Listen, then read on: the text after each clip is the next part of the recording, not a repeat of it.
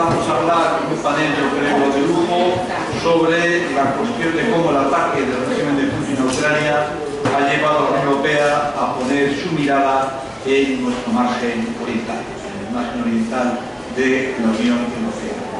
Y es un honor para mí en particular tener la presencia del embajador de Rumanía en España, Jos Golovan, que como en la famosa canción de Navidad, como dicen que Santa Claus es in town, él no está in town, es new in town, porque el embajador ha tomado posesión de su cargo hace escasamente 2 meses y él venía a Madrid.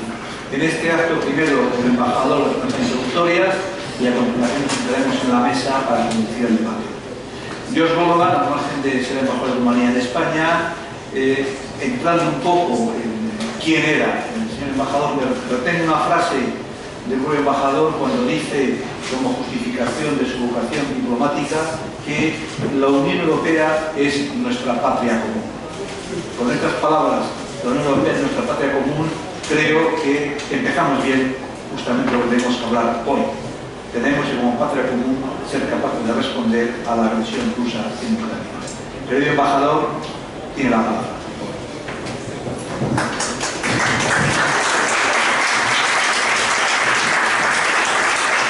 Gracias. Es una idea que me gusta mucho.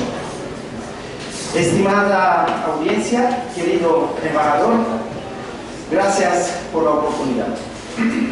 Para Rumanía, 2022 es un año de aniversario, ya que se cumplen 15 años de pertenencia a la Unión Europea, 2007. Los efectos positivos de pertenecer a la gran familia europea se dejan sentir en nuestra vida cotidiana, desde la consolidación de los principios democráticos y la estabilidad hasta al fomento de la libre circulación y el progreso económico. La presencia de más de 1 millón de rumanos en España, así como el derecho a circular libremente por el espacio europeo y a trabajar aquí, son consecuencias prácticas de la pertenencia a la Unión Europea. Muchos de nuestros compatriotas en Europa han podido realizar sus sueños y esperanzas gracias a los principios sobre los que se construyó la Unión Europea. Los padres fundadores subrayaron que Europa se construiría a través de las crisis y que sería la suma de las soluciones de esas crisis. Y desde esta perspectiva, los tiempos difíciles que estamos viviendo, provocados por el conflicto en Ucrania, representan tanto un reto como una oportunidad para el proyecto europeo. Siempre hay lugar para la mejora, pero a quienes no entienden el valor del proyecto europeo, les hago la pregunta: ¿con qué quieren sustituirlo? ¿Con nuevas fronteras cerradas que bloqueen la libre circulación y perturben las economías nacionales? ¿Y con el ruido de las armas y el odio? La Unión Europea sigue siendo el proyecto político y humano de mayor alcance que más años de paz y desarrollo ha dado a nuestro continente. Distinguidos amigos, tengo el honor de ser embajador de mi país en la tierra de muchísimos escritores, desde Santiago el Apóstol, pasando por el período de Cervantes, Quevedo, Fernán Caballero, a Federico García Lorca o Almudena Grandes. Crecí bajo un régimen comunista totalitario, donde no se podían comprar libros y se leían a escondidas. Los libros eran símbolo de libertad. Para cada régimen autoritario no hay más peligro que el lector. Shakespeare dijo que estamos hechos de la misma materia que los sueños. El libro nos ayuda a soñar, también bajo una dictadura. Nos ayuda a sentir la libertad. Ahí está un espacio de Europa. Tenemos que contar el sueño de la Unión Europea. Contar la cultura que nos une. La lectura es curativa contra los prejuicios. Es escudo contra la estulticia, la imbecilidad y la ignorancia. El libro construye ciudadanía. El libro construye personas pensantes. Y espero que el libro construya la ciudadanía europea. Muchas gracias.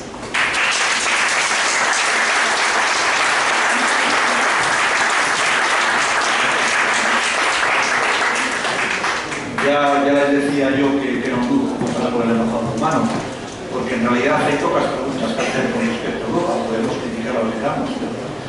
¿Por qué quiere usted sustituir?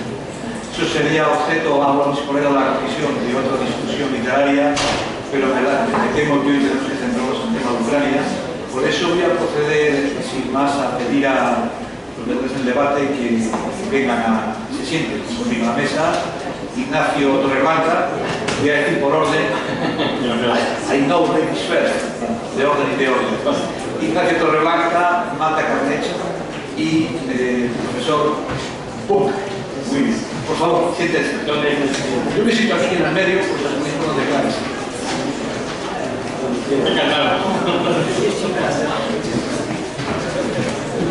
Bien, decía anteriormente que hoy, en un marco que por definición es el mejor marco para luchar contra la barbarie, para luchar contra la supremacía, que es el marco de los libros, de la lectura, como decía el embajador, yo creo que merece la pena reflexionar desde un ámbito político, ciudadano y cultural sobre lo que está ocurriendo en nuestras fronteras orientales. Reflexionar sobre cómo la agresión rusa en Ucrania se ha encontrado con una respuesta política, yo creo, adecuada. Nacho ahora me diría que no. Se ha encontrado con una respuesta del mundo intelectual única. Hablaba antes del patriotismo europeo. Nosotros vimos el cultural, y creo que tanto Matas como el profesor Boca están aquí para contar. Por eso, sin más, aunque luego intervendré porque no me gusta mucho hablar, voy a presentar en primer lugar, siguiendo la escaleta, a José Ignacio Torreblanca. Doña Torreblanca creo que no necesita gran presentación en España, todos lo hemos leído en el país, en el mundo, lo hemos visto en sus múltiples intervenciones como polemista en medios de comunicación. Voy a contarles simplemente una anécdota. ¿Puedo? Seguro. Hace como 20 años... que puede salir mal. Hace como 20 años, no es el año en que nació, porque sería indecente, que nací yo, pues joven profesor. Yo trabajaba en la Comisión Europea como jefe de gabinete de un comisario portugués, que fue el primer comisario de Justicia Interior. Actualmente es el director general de la Organización Internacional de Migraciones, Antonio Vitorino. Y todo el día estábamos intercambiando, más allá del corto plazo, cómo construir un discurso sobre un espacio sin fronteras, un espacio de libertad, que tuviera más una visión de la democracia. Y un día me dice, he leído algo de un cierto Torreblanca. Digo, sí, es un joven. ¿Cómo que joven? No puede ser joven, porque es alguien que lo que dice no es porque lo ha leído, sino que piensa. ¿Me le puedes presentar? Yo creo que así fue como Nacho conoció a Antonio Miguel por primera vez. Yo creo que es una buena manera de presentar a una de las voces con más autoridad a nivel español y europeo. Una de las voces que en una discusión puede ser considerado un opinion maker con sentido. Nacho es doctor en Ciencias Políticas, profesor de Ciencia Política de la UNED, director del European Council for Relations en España y autor de muchos libros. Yo confieso que el libro que para mí de Nacho sigue siendo, que siempre cito, un poco antiguo, pero que viene muy bien lo que está discutido, es un libro hace unos 10 años que se llama La fragmentación del poder europeo, sobre el que hemos discutido mucho, porque yo he escrito el concepto de fragmentación. Lo que hoy, Nacho, en torno a la fragmentación y lo que estamos haciendo, te pediría que nos hablaras desde tu punto de vista como politólogo sobre cuál crees tú que ha sido el impacto que ha tenido este cambio de posiciones en el proyecto de integración europea. ¿Cuáles crees tú que son los retos específicos a los que nos enfrentamos como Europa unida?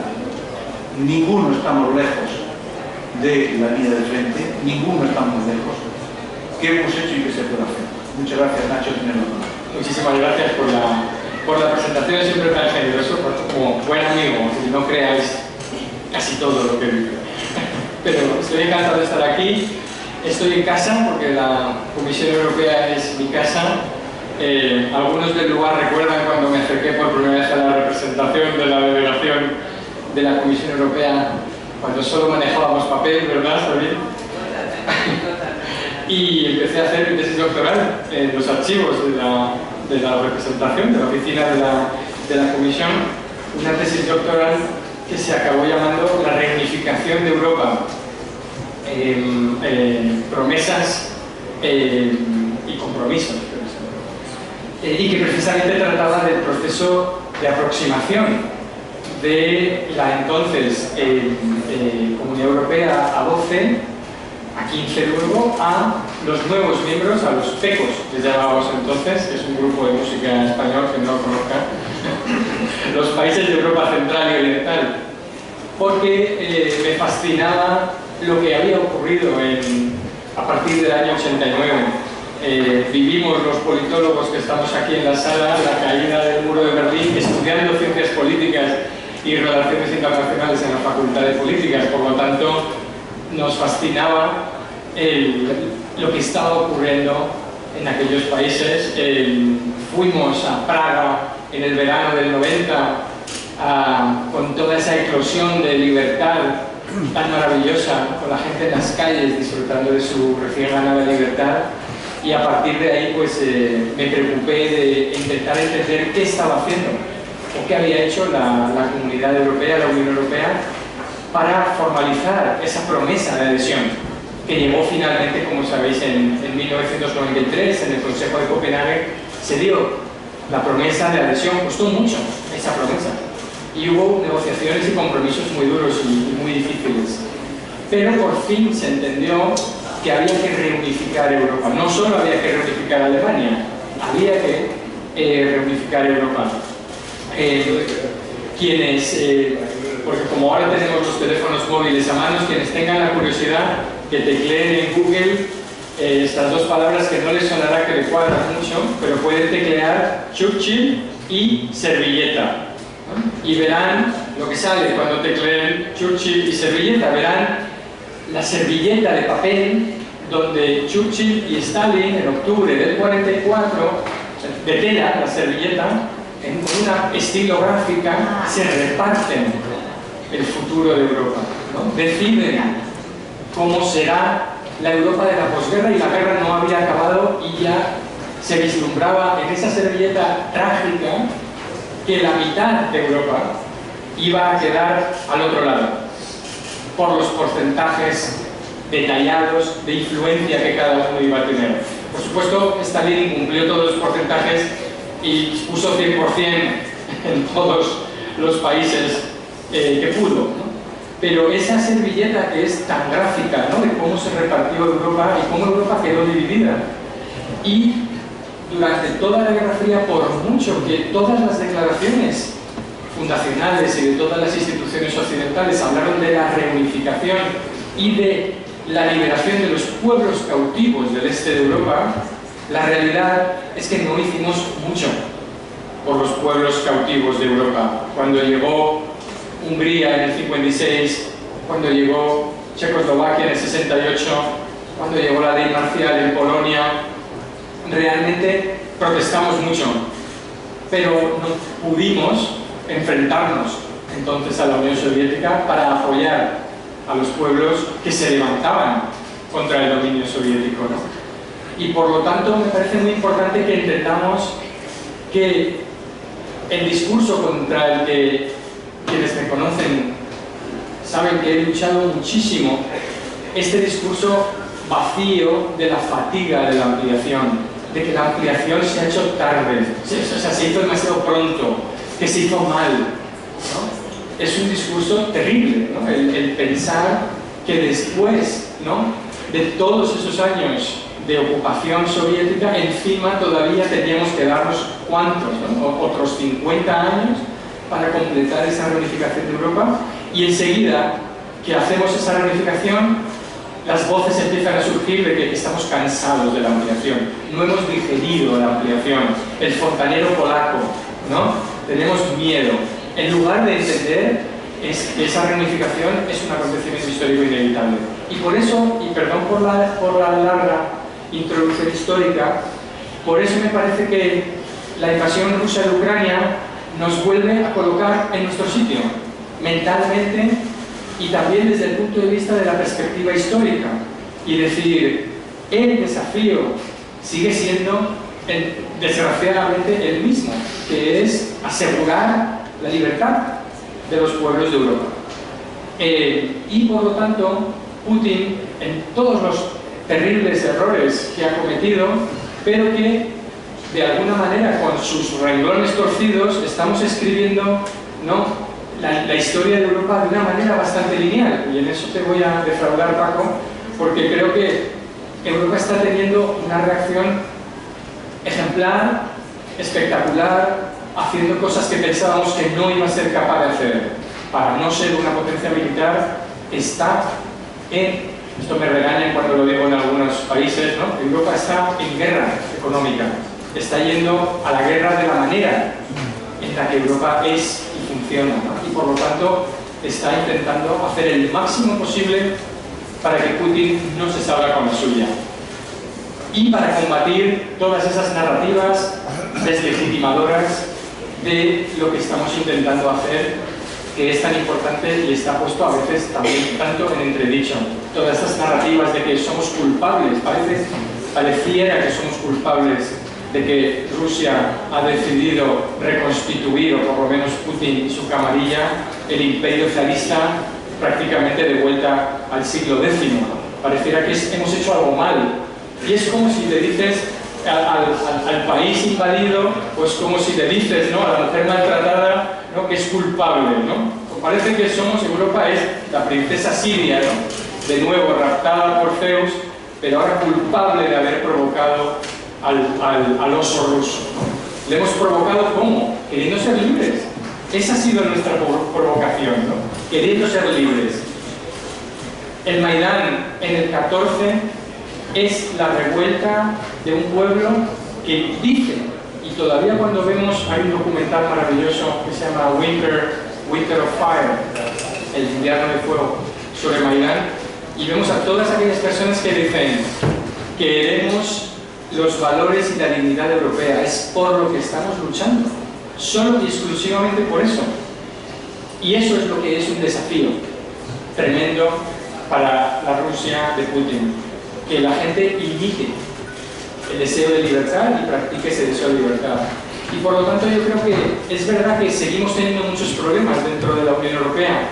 Ha habido, y hay que ser justos, y hay que decirlo, y hay que ser críticos, sobre todo por nuestros amigos y en los países de Europa Central y Oriental, que se han visto sometidos a presiones autoritarias, a cortes o recortes en sus libertades en los últimos años, porque la oleada populista que ha azotado a todas las democracias, llevamos 15 años de retroceso democrático en todo el mundo. Cada vez hay menos democracias y las democracias que hay son de menor calidad. Y la región no ha estado ni está exenta de esas presiones populistas autoritarias. Alguna colega húngara me dijo recientemente en Budapest, y España conoce perfectamente lo que es salir de la tiniebla de la dictadura y entrar en la Unión Europea. Y me dijo una colega húngara de mi edad, me dijo, es que jamás pensé que con el paso del tiempo iba a ser menos libre, que mis libertades se iban a recortar.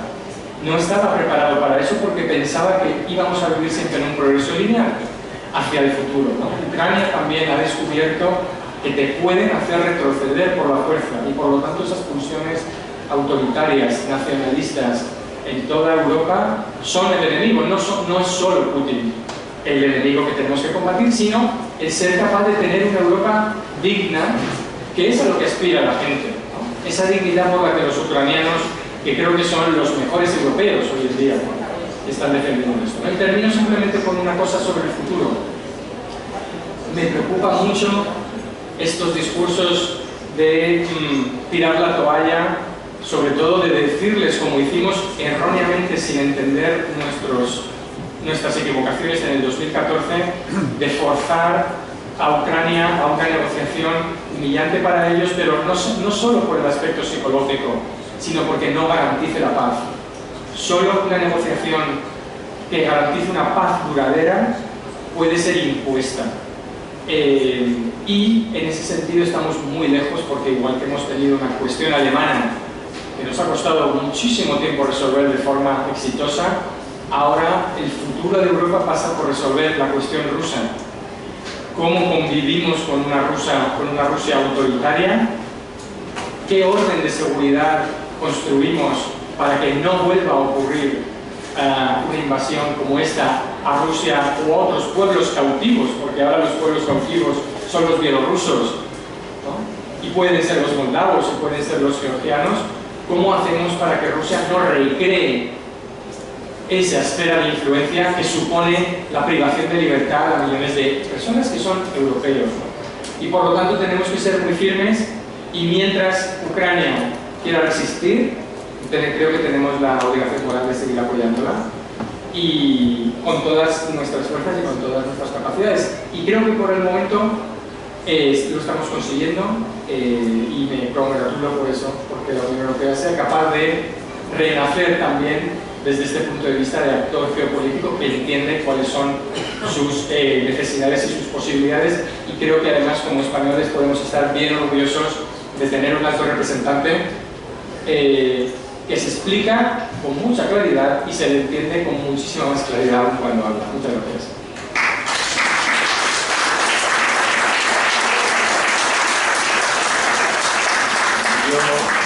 Yo ya sabía, querido Juan, que no tendría que haber aceptado esto, porque siempre que hablo con Nacho, que me da ganas de dejar el debate y poder empezar con él. En fin, como que yo aquí retengo cuestiones fundamentales para el debate, en el cual se han hecho los protagonistas, sobre ese concepto de que la invasión nos ha vuelto a colocar en nuestro lugar histórico.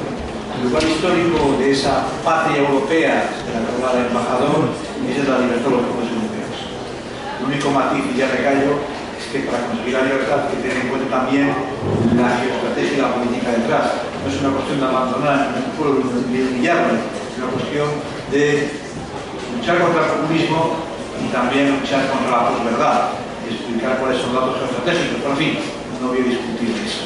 Ahora, después de esto, tenemos dos intervinientes de lujo, y aprovecho para agradecer a quienes en gran parte son los responsables de este coloquio, como lo he hecho antes: Juan González Benítez, su equipo en la presentación, y la directora de los institutos polaco y rumano de cultura, que nos han permitido tener esta discusión. Después de esta exposición de Nacho Torreblanca, ahora tenemos dos intervinientes que nos van a hablar como, más bien, la mirada hacia el este. No desde el punto de vista global, sino la mirada hacia el este y desde el este. Y voy a dar, con permiso, profesor Bonca, voy a dar en primer lugar la palabra a Magda Karnech. Magda Karnech, yo tuve el placer de descubrirla, ya no lo sabe, muy joven, era muy joven los dos, en el año 2008, en una discusión en el Instituto Rumano, aquí en Madrid, en la cual yo descubrí como una poeta muy reputada en Rumanía. Confieso que lo poco que he leído suyo lo he leído en francés o en inglés, pero no estoy nada. Pero Magda siempre ha sido de estas personas que desde la propia individualidad han ido explicando en qué consiste la libertad, en qué consiste la apertura, la salida de tus fronteras. Magda es una ciudadana del mundo, Magda ha hecho estudios en Francia, Magda es semi-parisina. Antes hacíamos la broma que o está en París, o vive en París 1 o vive en París 2. Ustedes saben que Rumanía, Bucarest se considera la provincia del este. Y lo que, revisando un poco lo que iba a decir sobre ella, me quedo con algo que leí suyo, Magda, cuando decía, para explicar la importancia en el contexto actual, la importancia de la cultura. Hay una frase suya de un discurso que me gusta mucho, lo siento, lo tengo en español, pero que decía usted, en aquella ocasión, 2008, nos decía, la poesía es un discurso. Es un discurso que puede lograr temporalmente, sin grandes preparativos, un estado más eficiente de nuestra vida. Una manera de afrontar la realidad y de ser capaces así de percibir la unidad del mundo. Gracias por estar aquí y la escuchamos con mucha atención.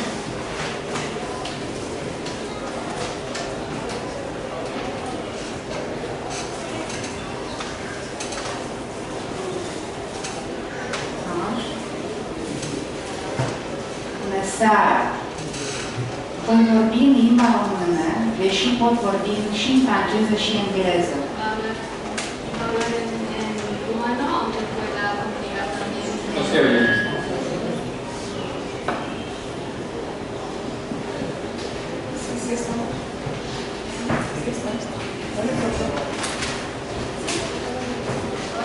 No. No.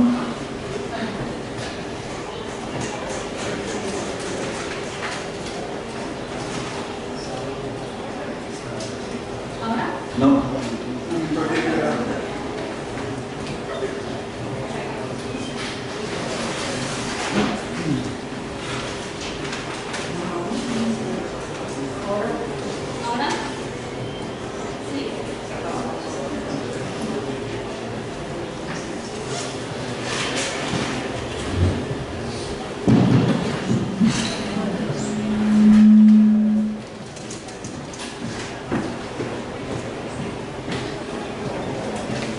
Ahora sí. Decía la poeta que va a hablar en rumano, que pueda comunicarse también en francés e inglés. Vreau să mulțumesc Comisiei Europene, reprezentanței Comisiei Europene, pentru invitația de a vorbi în seara asta aici. Quiero agradecer a la representación de la Comisión Europea para la invitación de hablar aquí esta tarde. Este o onoare pentru mine să fac acest lucru și îi mulțumesc și doamnei directoare Maria Pop de la Institutul Cultural Român.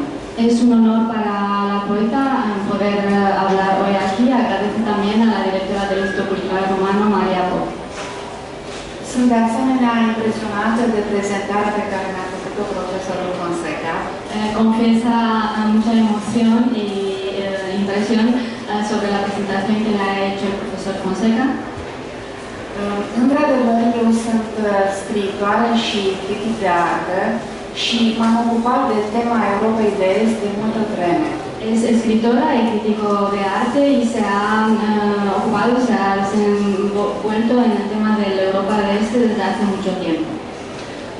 Poate că știți că Europa de Est este un concept istoric relativ recent de aproape 2 secole. Tal vez lo saben ustedes, Europa del Este es un concepto histórico relativamente reciente, desde casi 2 siglos, 150-200 años. Europa de Est a avut diferite denumiri în timpul ultimilor 2 secole. Europa del Este ha tenido distintos nombres, denominaciones en estos últimos 2 siglos. Pentru că, de fapt, reprezintă o serie de țări care se află prinse între Europa de Vest și Rusia. Porque de hecho representa unos cuantos países que se ven cautivos entre la Europa occidental y Rusia. De aceea, Europa de Est a fost un concept cu o configurație diferită, fluctuantă de-a lungul timpului în funcție de situațiile politice. Europa del Este ha tenido una estructura, un contenido fluctuante distinto a lo largo del tiempo dependiendo de los cambios políticos. Europa de Est a fost numită Europa Centrală, Europa de Est, Europa de Mijloc sau a treia Europa. Se le llamó Europa Central, Europa del Este, Europa de en medio o incluso la tercera Europa. Dar, de fapt, este vorba despre o regiune tampon care aparține cultural de Europa de Vest și care aparținea istoric și politic de Imperiul Rus, de influența Imperiului Rus. Pero se trata de una región entre las dos partes que dependía culturalmente de la Europa occidental, pero políticamente y socialmente, económicamente de la otra parte y de Rusia. De aceea, Europa de Est e un concept problematic care ne mulțumește și nu ne mulțumește în același timp pe popoarele care sunt acoperite de el. Es un concepto, por lo tanto, problemático que a veces satisface, otras veces menos, a los pueblos que se ven contenido en ello. Dar ce mi se pare important este, de fapt, prima parte a conceptului, Europa, ideea de Europa. Pero lo importante es la primera parte del concepto, lo que es Europa y la idea de Europa. Pentru că Europa și europeanismul a fost ideologia culturală și civilizațională cea mai importantă a acestor țări în ultimele 2 secole. Porque Europa y el europeísmo han sido la teoría cultural y de civilización la más importante para esos países en los últimos 2 siglos. Pentru țările din această zonă a continentului, a aparține Europei sau a imita Europa a fost un fel de a intra în civilizația modernă. Para esos países, pertenecer a Europa o incluso imitar a Europa ha sido su forma, su manera de entrar en la civilización moderna. Dincolo de ideologiile politice și de situațiile istorice, más allá de las ideologías políticas y las situaciones históricas, ideea de Europa, de a aparține culturii europene, a fost vitală pentru supraviețuirea acestor țări. La idea de Europa y la pertenencia a la cultura europea ha llegado a ser vital para la supervivencia de sus países. Ideea de Europa a fost importantă chiar și în timpul regimului comunist. La idea de Europa ha sido importante fue importante incluso durante el régimen comunista. Intelectualii din această regiune s-au simțit europeni și au ținut cu dinții să rămână europeni chiar și sub influența sovietică. Los intelectuales de esos países se han sentido europeos y han querido quedarse con esa identidad de europeo por las fuerzas, incluso bajo la influencia soviética. A fi european reprezenta valoarea de a aparține unei civilizații superioare. Ser europeo representaba el valor de pertenecer a una civilización superior. Pot să vă spun că în România, de pildă, intelectualii s-au împărțit în perioada comunistă în 2 mari tabere. En Rumanía, los intelectuales se han visto divididos durante la época comunista en 2 grandes partes.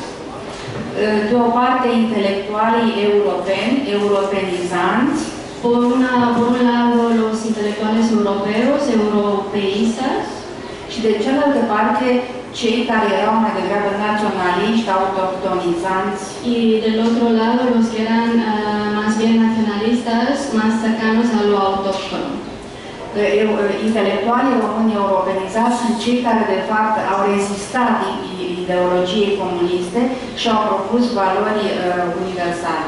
Los intelectuales humanos europeístas, los que promovían los valores europeos, son los que han resistido y han propuesto siempre valores occidentales del oeste. După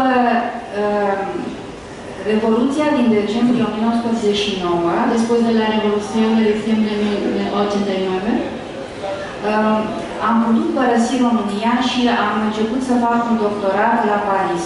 Pude dejar Rumanía y empezó sus estudios doctorales en París.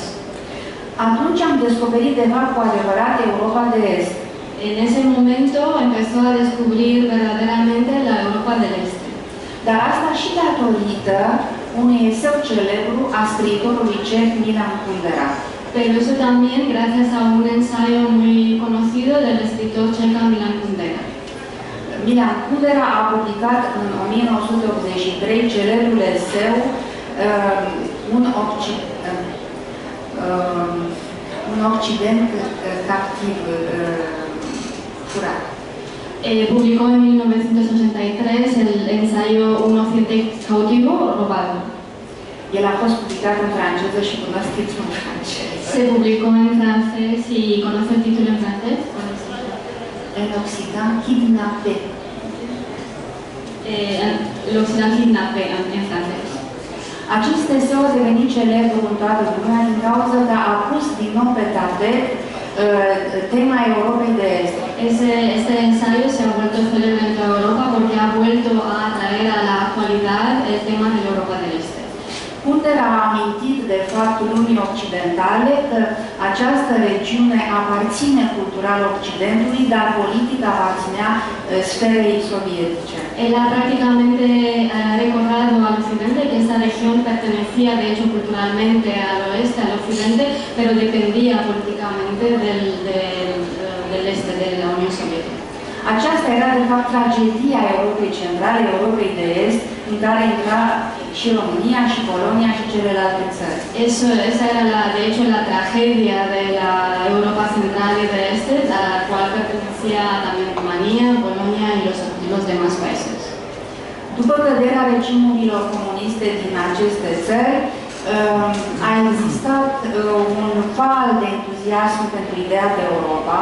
Después de la caída de los regímenes comunistas de esos países ha aparecido una ola de entusiasmo hacia la idea de Europa, care a dus finalmente la marile schimbări politice din regiune, que ha llevado finalmente a los grandes cambios políticos de la región și la intrarea progresivă a țărilor din această regiune în Uniunea Europeană. Y a la entrada progresiva, la extensión progresiva de esos países de la Unión Europea y la entrada de esos países en la Unión Europea. Această aparțenență la Uniunea Europeană a fost, de fapt, împlinirea unui vis de aproape 200 de ani. Esa pertenencia a la Unión Europea ha sido, de hecho, el cumplir de un sueño de casi 200 años. Uniunea Europeană este deci un proiect nu doar economic, juridic și politic, este și un proiect cultural și civilizațional. La Unión Europea no es solo un proyecto político, jurídico, económico, pero también uno cultural y de civilización. În ultimii 30 de ani, lucrurile s-au dezvoltat într-un mod pacific în această regiune și aveam impresia că ideea de Europa culturală a fost uitată. En los últimos 30 años las cosas se han recorrido de manera pacífica en esa región y pensaba que se había olvidado el concepto de la Europa cultural. Dar finalmente ideea de Europa culturală ne duce la cuvântul, la ideea de civilizație occidentală. La idea de Europa cultural nos lleva al final a pensar en una civilización europea, la care vor să acceadă și alte state acum. Una civilización cultural a la que quieren acceder también otros países en la actualidad.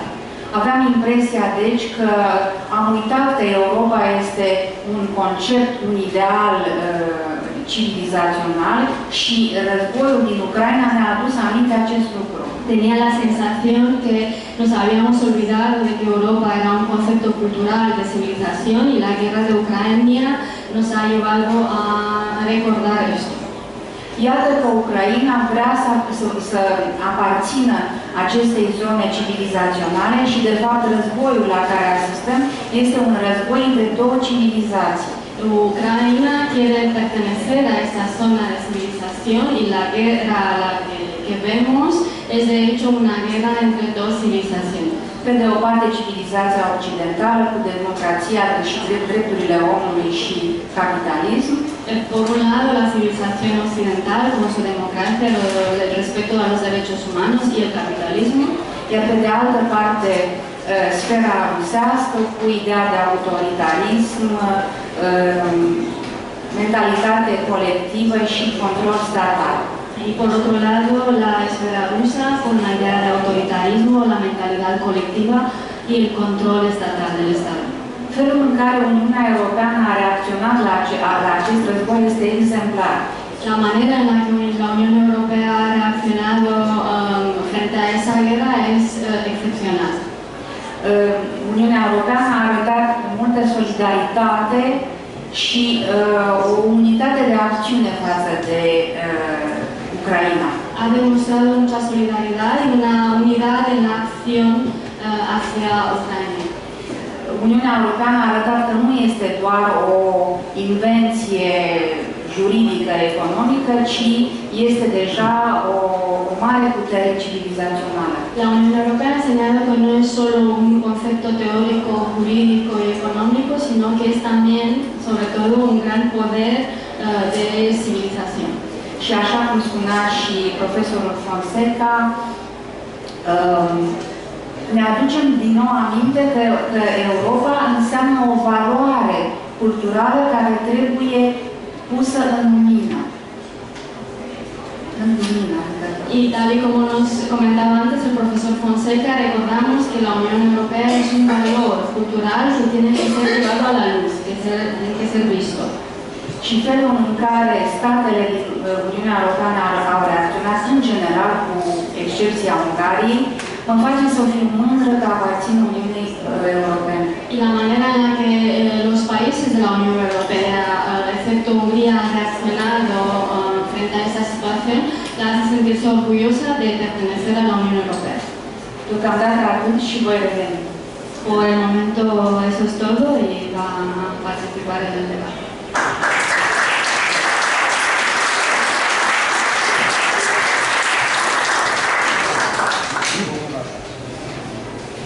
Bien, para terminar con, antes de mis preguntas, con mis atenciones, me gustaría preguntarles al profesor Gregor Monk, que es en estos momentos profesor titular en la Universidad Complutense de Madrid. El profesor Monk es profesor también, si no quiero perderme, si algo que no es justo.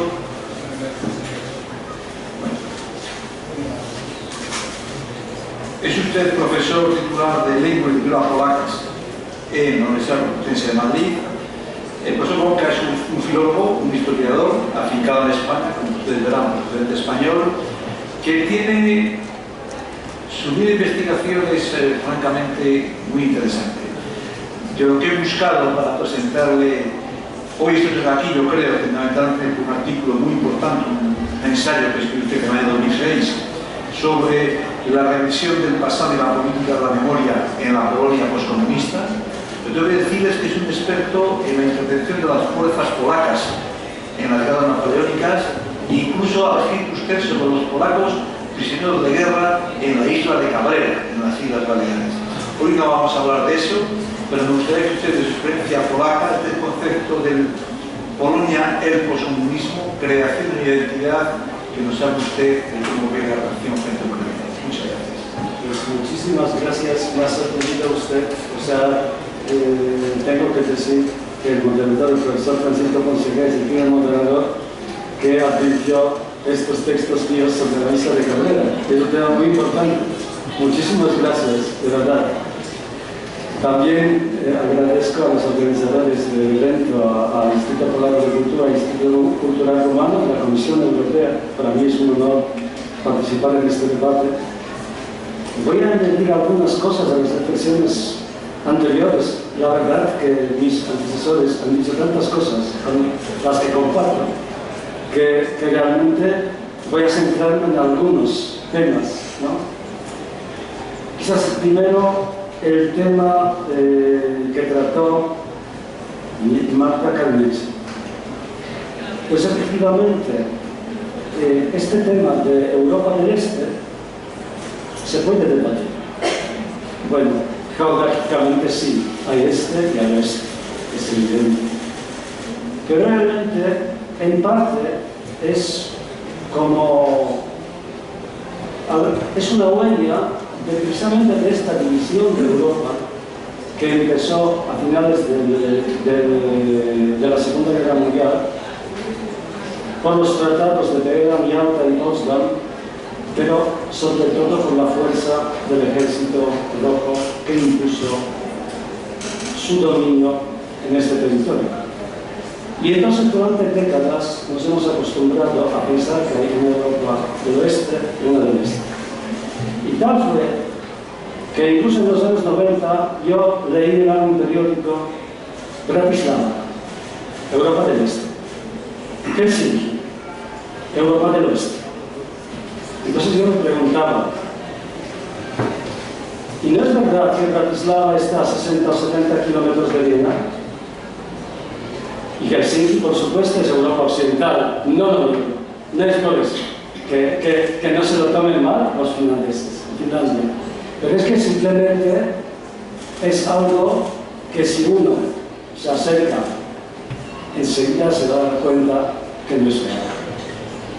Entonces, en el territorio de la llamada Europa del Este, siempre han coexistido diferentes mundos lingüísticos, porque tenemos aquí los países de habla que son de lengua eslava, de lenguas eslavas occidentales, orientales, meridionales, pero también tenemos los rumanos que tienen lengua románica, tenemos los húngaros, pero luego tenemos realmente un crisol de culturas, porque cada uno de estos países hay culturas diferentes.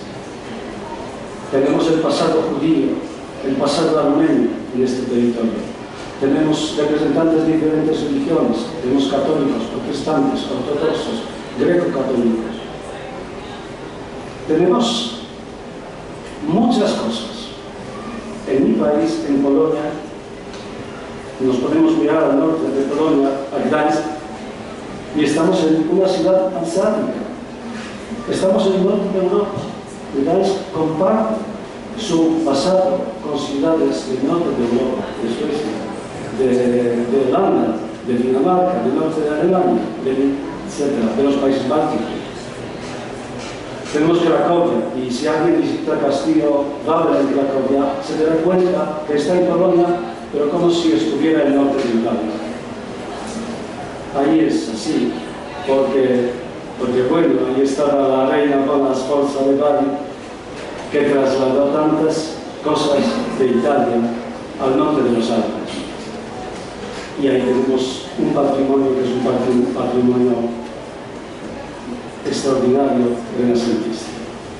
Entonces, yo creo que con estos ejemplos no vamos a poner en duda que es Europa, pero sí es Europa del Este, sí es Europa central, al parte norte de Europa, o la otra Europa, como la llamaba Czesław Miłosz.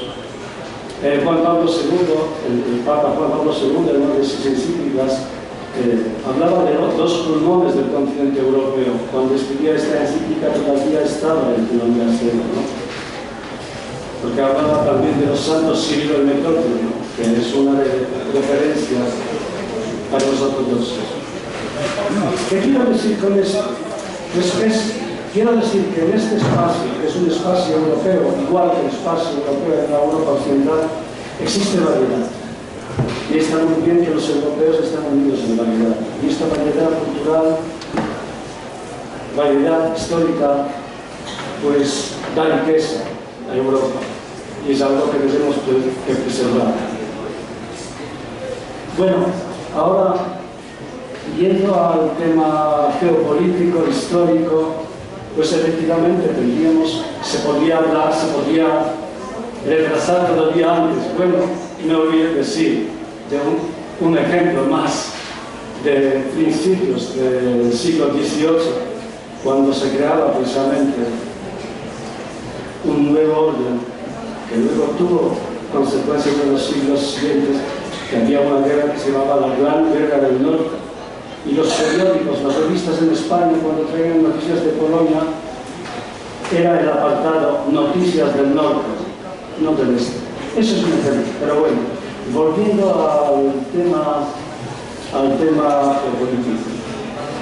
Pues efectivamente, después de la Segunda Guerra Mundial, con los tratados que te quedan ya en Potsdam, las grandes potencias vencedoras, pues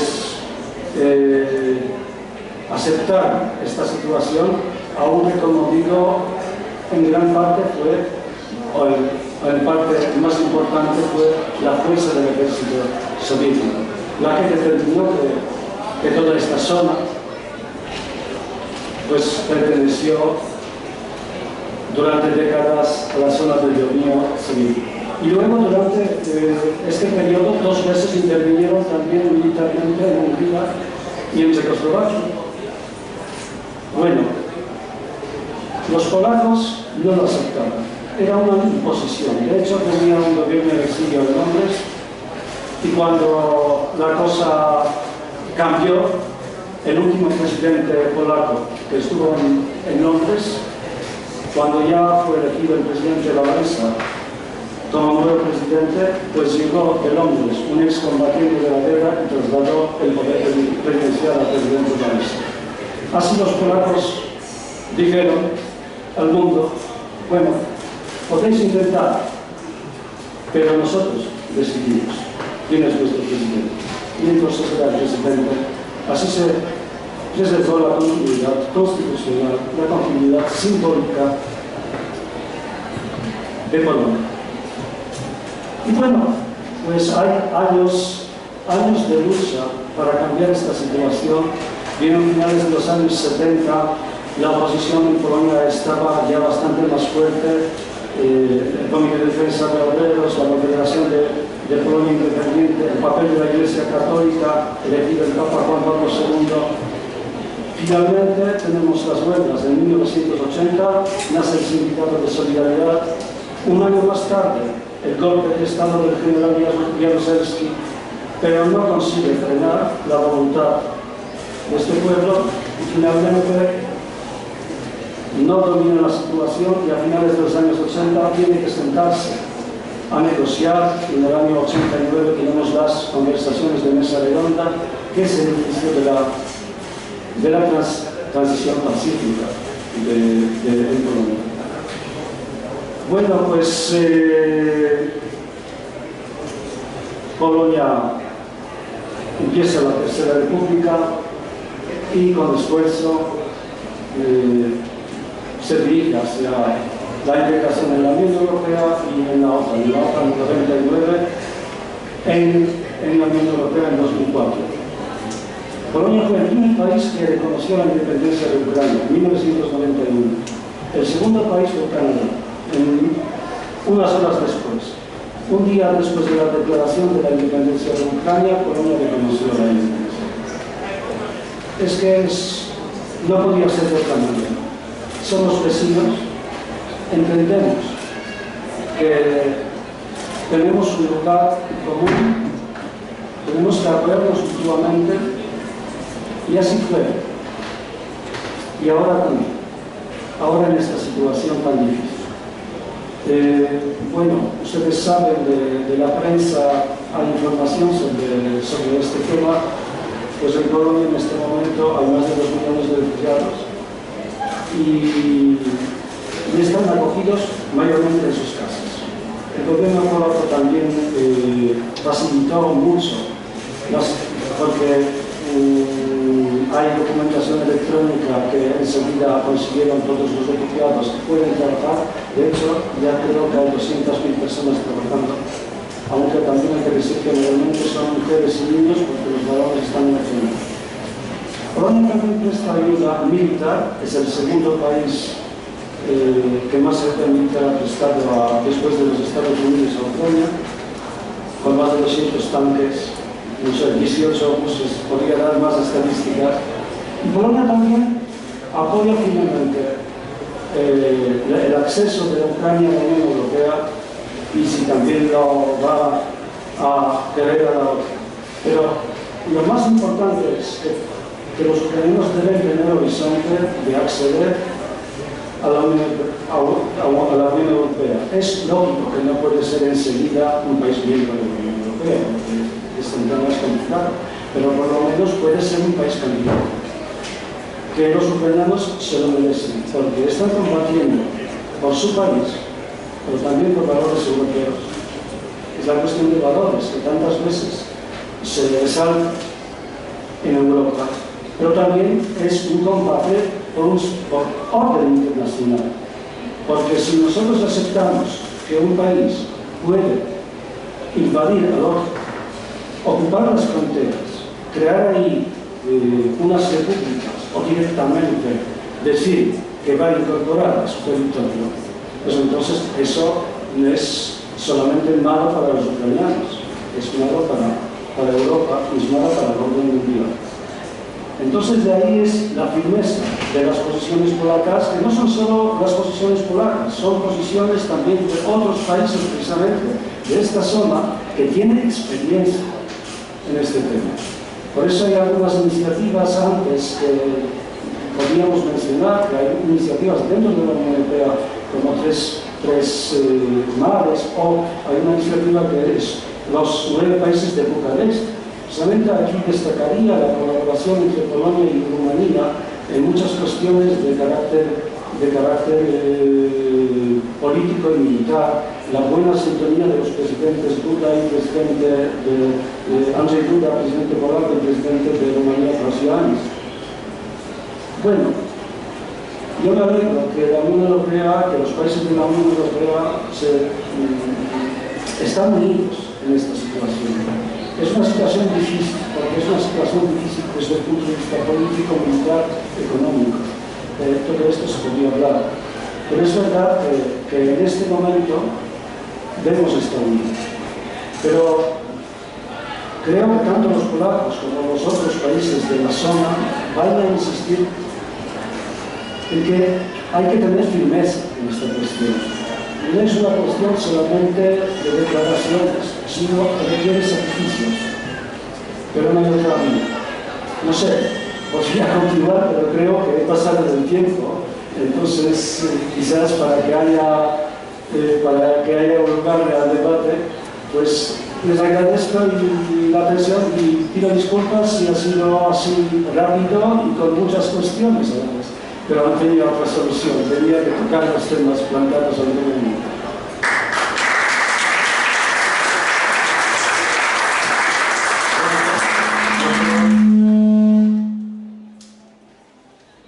Creo que ahora tenemos, se me oye, ¿no?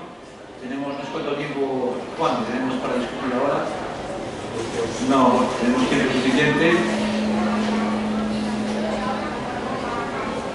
Son ustedes quienes tienen ahora el protagonismo, la palabra. Creo que aquí hemos visto que ha habido un maridaje bastante coherente entre las necesidades geoestratégicas, entre las necesidades de Europa, es decir, no podemos ponernos de perfil, porque lo que está en juego es nuestro proyecto, y cómo ha habido una respuesta de sociedad, una respuesta del mundo intelectual, una respuesta de los ciudadanos frente a la necesidad de los ciudadanos ucranianos. Yo creo que por un lado la necesidad estratégica y la necesidad, que tiene una palabra que nos decía Magda, Europa es un proyecto de civilización, Ucrania es una guerra entre civilizaciones, tenemos que tener una unidad societal. Somos los ciudadanos que tenemos que demostrar cuál es la dirección política que queremos para Europa en el conflicto.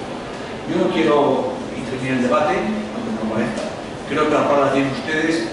Quien quiera tomar la palabra, por favor, tenemos micrófonos y digan a quién dirigen la pregunta o si es en general a los tres ponentes. ¿Quién quiere tomar la palabra? Por favor, tenemos uno por aquí.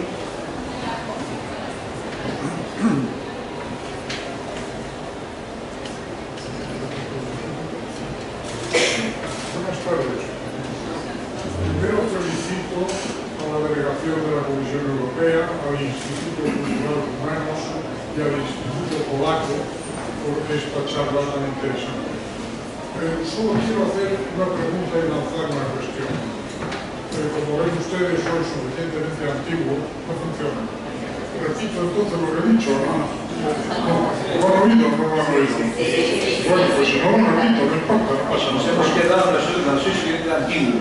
Sí, soy suficientemente antiguo como para ser, pues, yo diría que más antiguo que casi todos ustedes. He vivido en muchos sitios de Europa. Podría mencionar únicamente las capitales: París, Berlín, Viena, Budapest, Bucarest. Quizás en más sitios y he recorrido bastante. Una única pregunta: ¿cómo, cuándo y de qué manera creen ustedes que se va a acabar esta guerra, si se va a acabar y no vamos a pasar a una fase mucho peor? Suerte a todos. La respuesta a su pregunta habría que hacerla en ruso, pero creo que aquí estamos en idea de ello. Creo, Nacho, que te toca a ti. Bueno.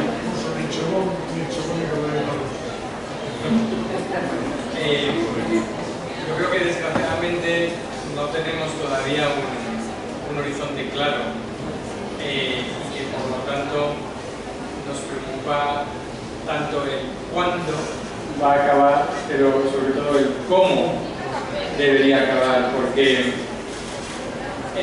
incluso, y por eso pienso que no debemos dejar la iniciativa de pensar el futuro. Creo que nos corresponde gestionar en la situación actual, pero ser nosotros los que diseñamos el futuro de Europa después de la guerra.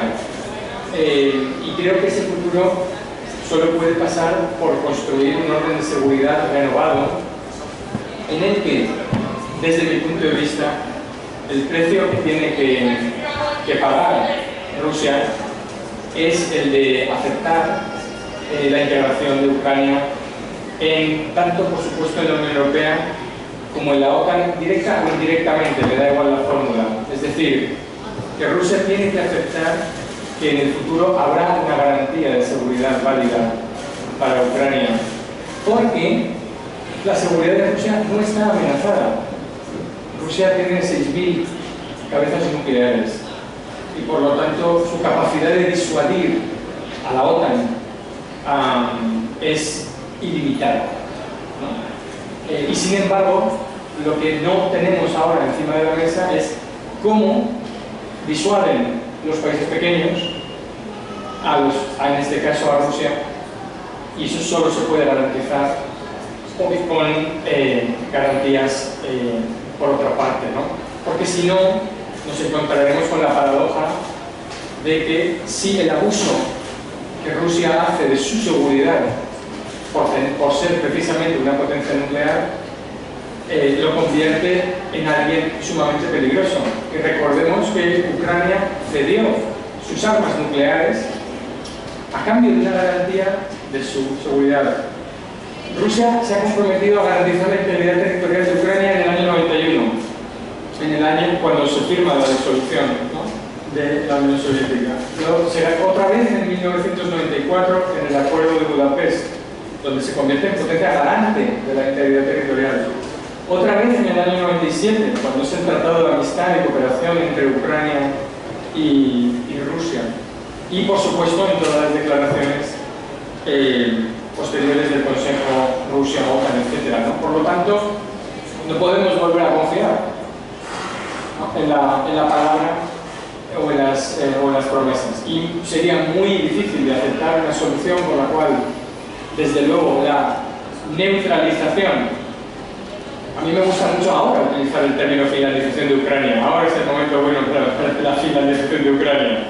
No antes, porque los fineses sabían y protestaban mucho. Y yo creo que una de las cosas, y retrocedo a algo que no he dicho anteriormente, es que creo que no solo estamos hablando ahora de solidaridad con Ucrania, pero también con Polonia, sino que en la opinión pública española espero y lo veo, que creo que está mostrando muchísima claridad moral a la hora de enfrentar este conflicto, pero también en otros sitios se ha acabado el discurso donde se decía: es que los polacos sois unos histéricos.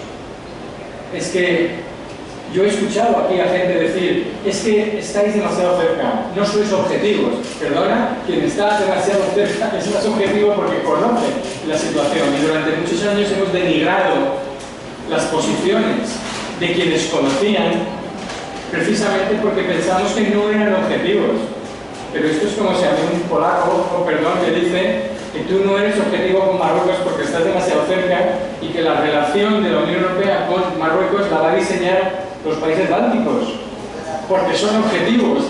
Entonces, esto, yo sé que ha habido mis amigos y mis colegas de vuestros países han sufrido mucho de esto, ¿no? De decir, es que sois unos histéricos, es que sois unos guerreros de la Guerra Fría, ¿no? Es que mi país ha desaparecido muchas veces a lo largo de la historia y ha sido desplazado arbitrariamente muchos kilómetros. España tiene las mismas fronteras, ¿no? Territoriales, ¿no? Desde la secesión o lo que fuera de Portugal, ¿no? Y por lo tanto no estamos acostumbrados a vivir ahí. Por lo que tenemos que entender que el hecho de que las fronteras de Europa Occidental estén garantizadas no hace que la seguridad para nosotros sea como el aire que respiramos. Se nos olvida que respiramos ese aire, pero hay gente que si le tapas la boca se queda sin oxígeno, ¿no? Y carece de seguridad.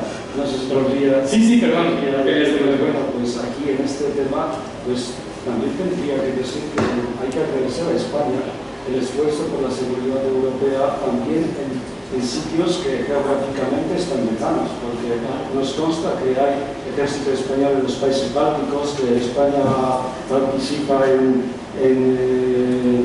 cuidando, digamos, el cielo de países bálticos, y también que España también acoge muy generosamente a los refugiados ucranianos.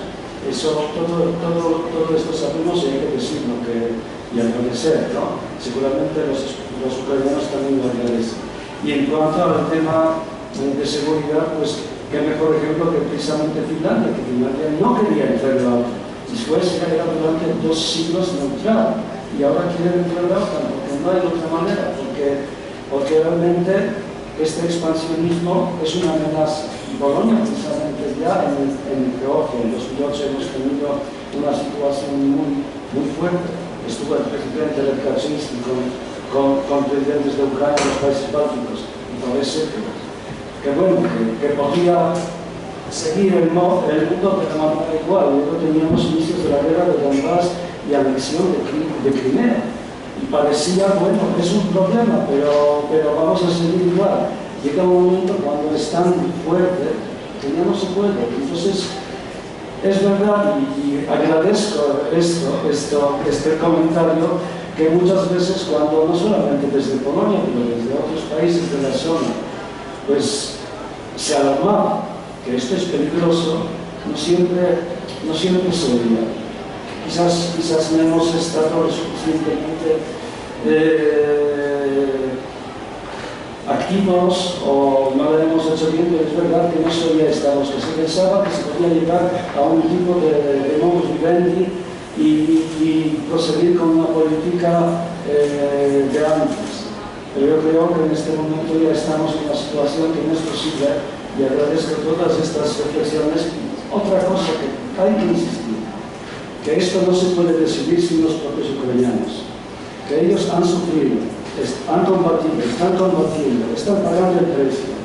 Y entonces ese tipo de cuestiones, por supuesto, en la política internacional determinan también potencias, pero no pueden ser solamente las potencias, porque si se trata de la seguridad, de la integridad territorial de Ucrania, que además ha sido garantizada. En Budapest en 94, no solamente Rusia, Estados Unidos, Gran Bretaña, y luego firmaron chinos y franceses, todas las potencias nucleares firmaron que garantizan integridad territorial y soberanía de Ucrania. Entonces tienen ciertas obligaciones. Pero lo importante es que los ucranianos deben sentir que estamos con ellos y ellos tampoco pueden ser objeto de la política internacional. También tienen que ser sujetos de esto que va a ocurrir ahora y después de la guerra. Perdona que el caso es demasiado largo, pero... Estoy completamente de acuerdo.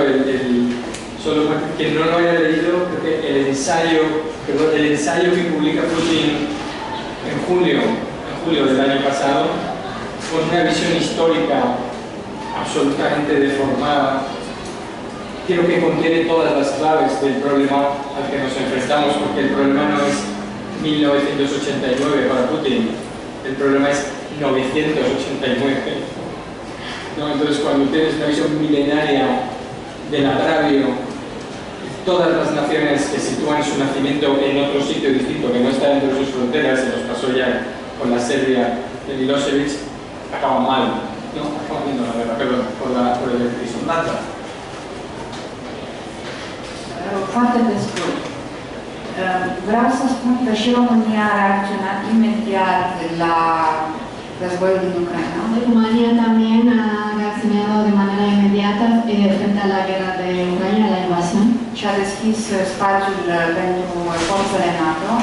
Y ha abierto su espacio aéreo para las fuerzas de la OTAN. Și mai ales a primit foarte mulți refugiați. Y también ha acogido muchísimos refugiados.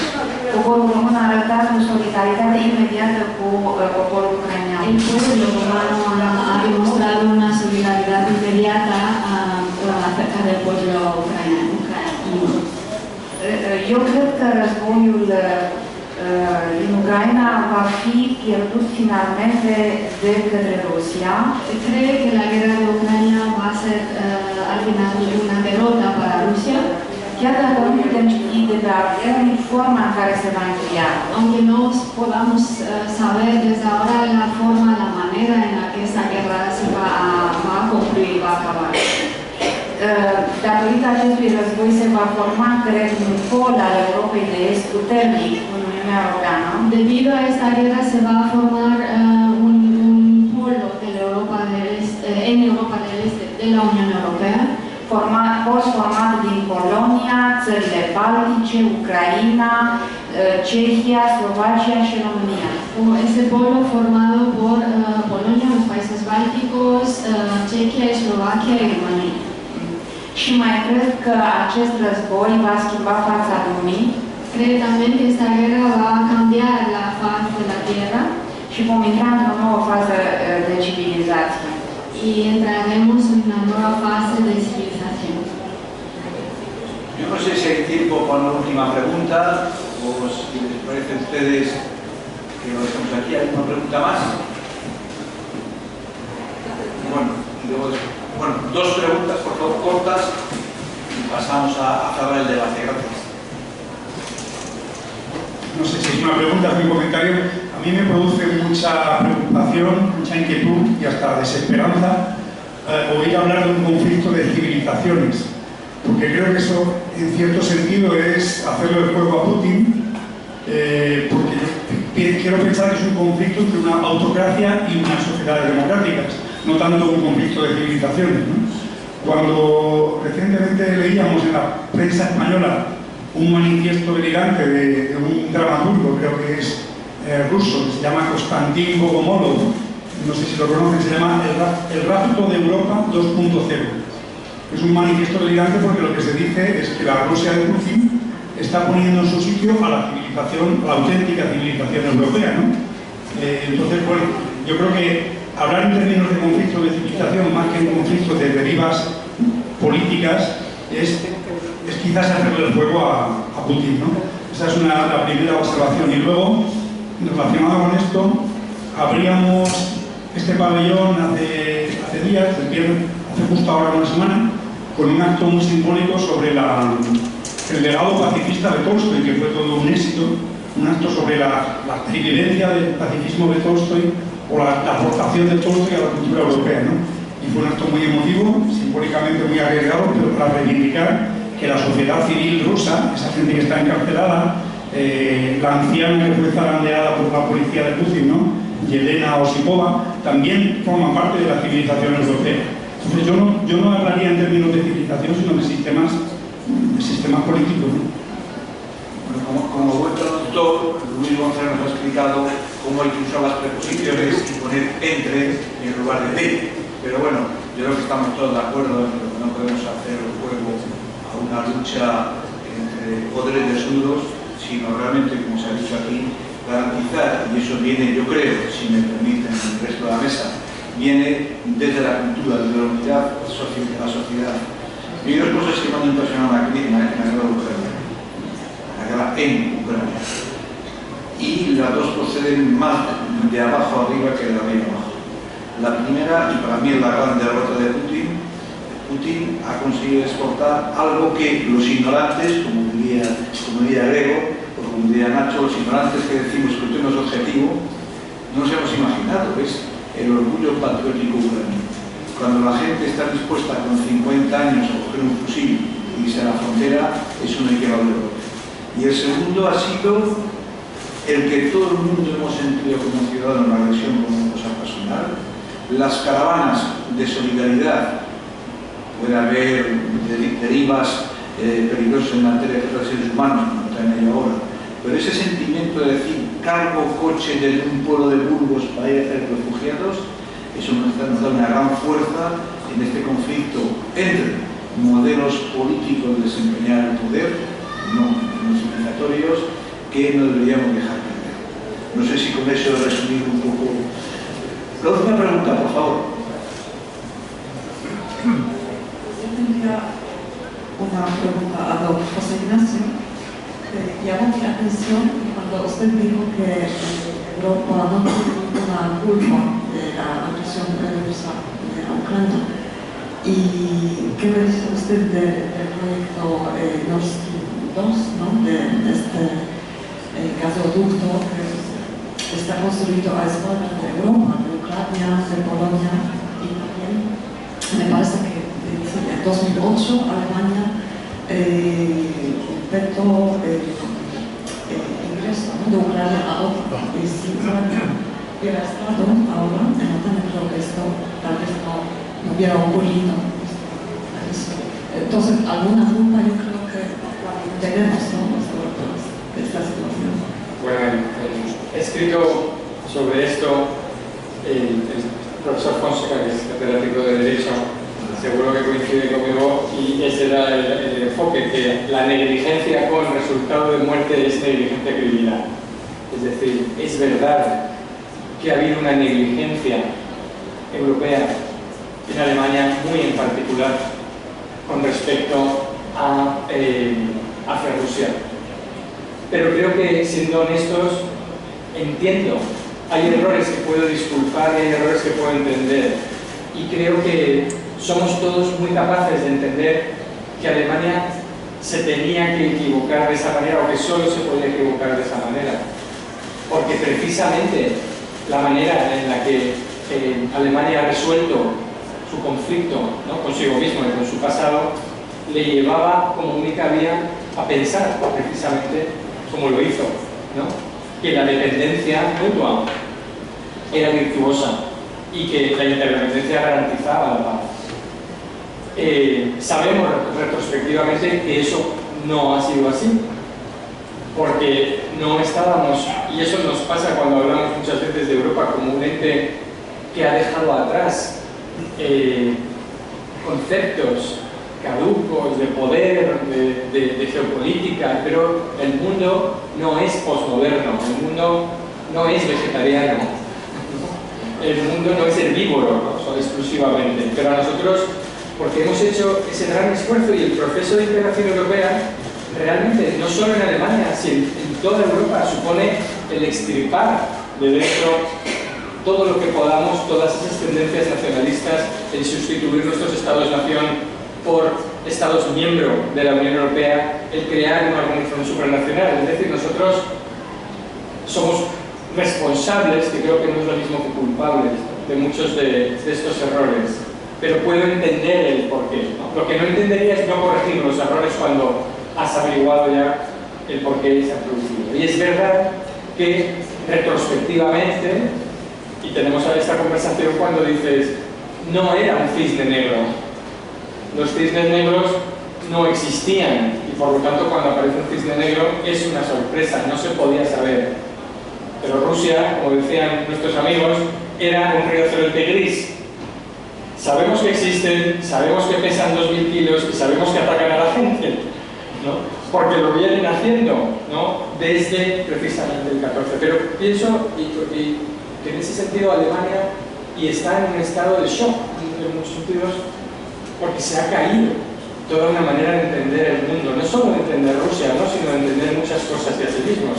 Y ahora creo que están intentando recomponer. Y es muy difícil, muy costoso, porque sustituir todo un sistema de creencias establecidas por otro que no se sabe cuál es, porque porque ahora mismo no se sabe cuál es muy, muy difícil.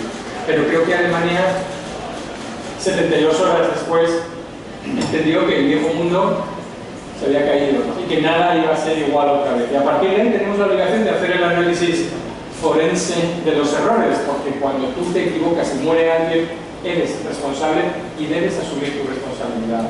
Y creo que de eso somos todos partícipes. Yo me refería a que no somos los culpables por ampliar, por ejemplo, la OTAN, por querer acoger a los pueblos. No me refería a ese tema, pero me parece que está muy bien que haya la pregunta y es muy importante que hablemos de nuestra responsabilidad para no volver a equivocarnos cometiendo los mismos errores. Sí, bueno, yo creo que vamos a terminar aquí, pero hay que entender, por hacer un poco el diálogo, que el gran talón de Aquiles que tenemos en la Constitución Europea es lo que ahora tímidamente empezamos a hablar, la autonomía estratégica, sobre todo en materia energética y en materia de productos y materias primas para ser combustibles industrialmente. Y probablemente en estos 15 o 20 años, si no se compara a nadie, en Rusia era el amigo que nos garantizaba a precios razonables autonomía.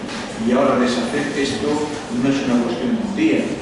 Yo no hablaría tanto de responsabilidades como efectivamente los cines negros resisten y ahí están. Fíjense ustedes, y ya concluyo, hemos tenido un debate sobre la necesidad de que Europa reivindique su papel como actor central en el mundo y que no puede ponerse de perfil en Ucrania, para terminar la cultura, querida Amada, para terminar en el rinoceronte de UNESCO, como nos decía Nacho Torre Blanco. Creo que debemos acabar aquí. Muchísimas gracias a todos ustedes. Ha sido un placer. Lástima que llevamos más tiempo. Pero bueno, yo emplazo a mis colegas para que tengamos un segundo debate y ya entremos en más cuestiones sobre malos y buenos, sobre indios y comunes. Pero eso será el dentro de la